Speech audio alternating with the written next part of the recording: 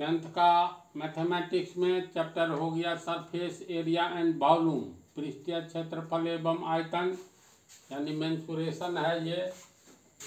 Part 20 प्रश्नावली 13.2 का 8वां question है, एक गोलाकार कांच के बर्तन की एक बेलन के आकार की गर्दन है। जहाँ तक चिन्ह मारे है वहाँ तक समझो। एक गोलाकार कांच के बर्तन यानी कैसा बर्तन है, तो गोलाकार कांच का, अर्थात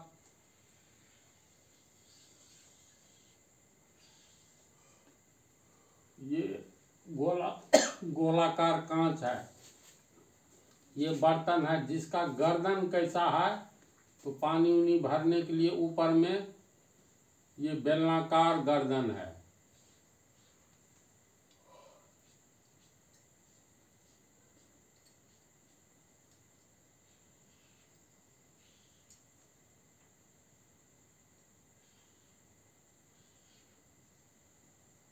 प्रश्न को फिर समझो।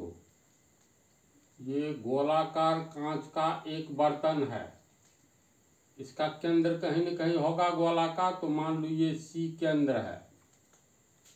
तो सी केंद्र वाला कोई गोलाकार कांच का बर्तन है जिसका गर्दन बेलनाकार है, तो मान लेते हैं ये ए बी, सी लिखे हैं ए बी डी ई। सी केंद्र वाले गोलाकार कांच के बर्तन में ये गर्दन बेलनाकार है, अर्थात बेलनाकार ए बी डी ई बेलनाकार भाग है जो इस कांच के बर्तन का गर्दन है। प्रश्न के अनुसार जिसकी लंबाई 8 सेंटीमीटर है, यानी इस गर्दन की लंबाई 8 सेंटीमीटर।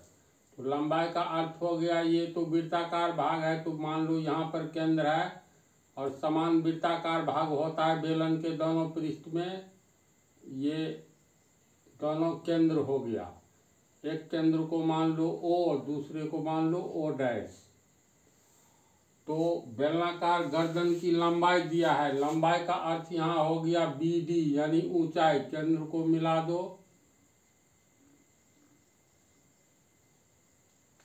तो बेलनाकार भाग का लंबाई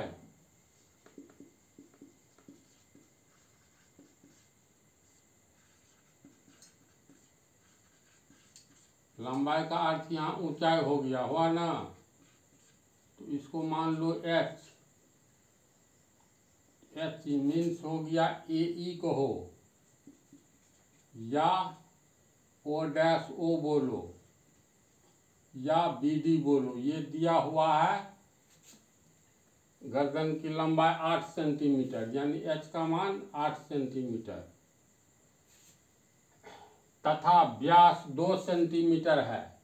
व्यास क्या हुआ, ए को केंद्र से जाते हुए बी तक मिला दो, ई को डी से मिला दो, केंद्र से रेखा जाएगी। तो ए बी व्यास बेलनाकार भाग का ए बी हो गया व्यास या ई डी, दोनों तो समान होगा।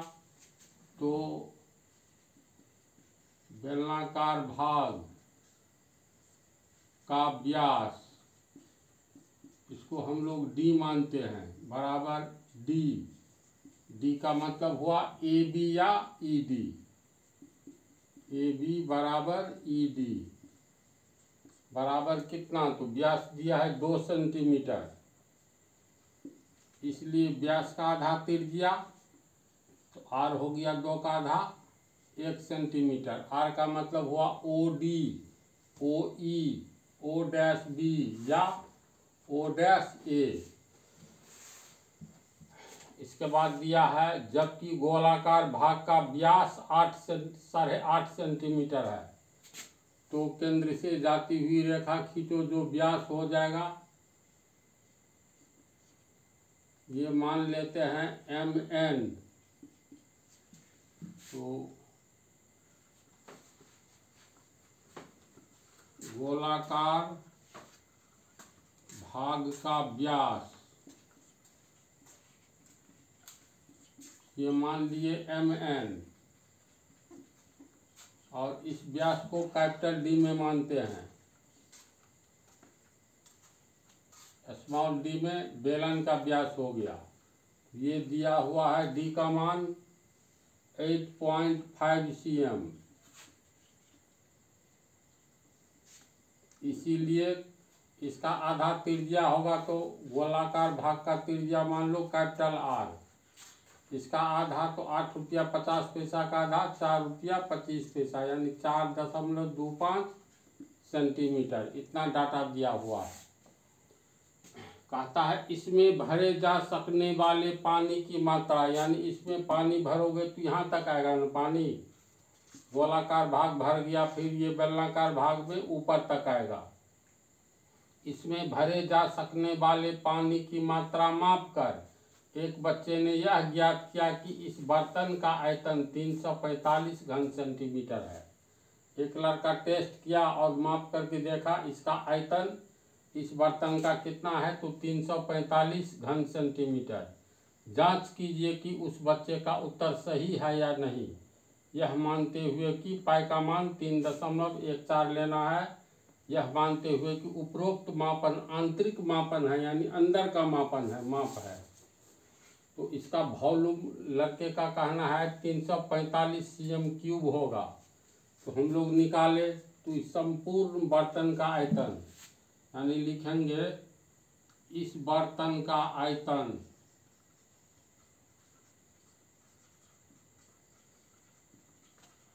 इसमें किसका किसका आयतन आएगा, तो गोलाकार भाग का आयतन,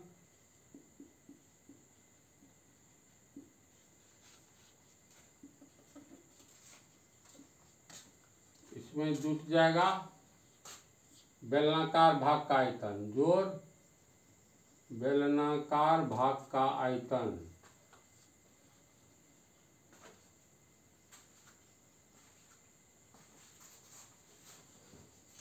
गोलाकार भाग का गोला का आयतन होता है 4/3 पाई r³। तो गोलाकार भाग का r, कैपिटल R माने हैं तो पाई r³, यानी कैपिटल R³, ये गोलाकार भाग का आयतन हो गया। बेलनाकार भाग का होगा पाई r²h।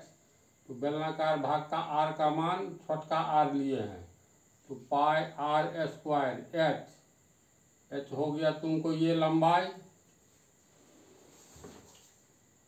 इसमें कॉमन क्या नज़र आता है, सिर्फ पाई नज़र आता है, पाई कॉमन लोगे तो ये हो गया 4/3 r³ प्लस पाई कॉमन में चला गया r²h। मान बैठाएंगे, पाई का मान कहता है 3.14 लीजिए, तो 3.14 4/3 कैपिटल R का मान 4.25, तो पावर में क्यूब है तो इसका मतलब 4.25 cm का क्यूब हो जाएगा, प्लस r² छोटका r, तो r का मान है 1 cm, तो r² यानी 1 cm का स्क्वायर गुने h का मान है 8 सेंटीमीटर, तो ये हो गया 8 सेंटीमीटर। इस तरह हम लोगों को बर्तन का आयतन कितना निकला, ये वाला निकला है।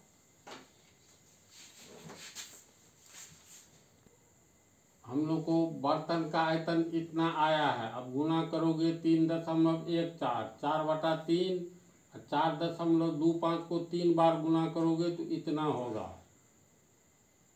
इसके आगे 1 सेंटीमीटर का स्क्वायर का मतलब 1 सेंटीमीटर का स्क्वायर 1 cm स्क्वायर होगा गुने 8 cm। ये 3.14, 4 से इसको गुना करेंगे 7 चौका 28, 307.08 कितना होगा 307.08। 307.08, तो ये cm³ हो गया, बटा में है 3, जोड़ 1 को 8 को गुना करेंगे 8, और cm स्क्वायर cm को गुना करेंगे तो cm³ होगा ना।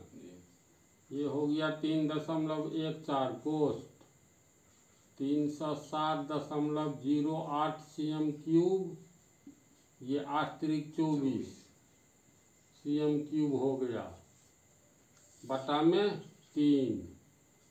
ये हो गया 3.14 कोष्ठ 307 रुपया 8 पैसा 24 पैसा को जोड़ो 331 रुपया 08 यानी 8 पैसा। दोनों को जोड़ करके इतना cm³ बटा 3। तो ये कोष्ठ तोड़ने पर इसको गुना करेंगे यानी 3.14 गुने 331.08 cm³ बटा में हो गया 3। दोनों को गुना करके देखो कितना होता है। अब इसको गुना करके इतना होगा, 3 से भागा देंगे तो फाइनल रिजल्ट ये आएगा। यानी बर्तन का आयतन कितना हुआ 346.53 घन सेंटीमीटर। ये लड़का को आया है 345, तो थोड़ा अंतर तो है। जांच कीजिए कि उस बच्चे का उत्तर सही है या नहीं। उत्तर नहीं सही है। ये सही आंसर होगा तो अंत में लिखेंगे अतः बच्चे का आंसर अशुद्ध है, यानी बच्चे का उत्तर अशुद्ध है यानी गलत है, होगा ना। तो सही उत्तर क्या होगा, तो ये लिख देंगे सही उत्तर बराबर 346.53 घन सेंटीमीटर। ये सही उत्तर होगा। तो समझ गया ना, गुना भाग में सावधानी मात्र बरतना है। तो पार्ट 21 में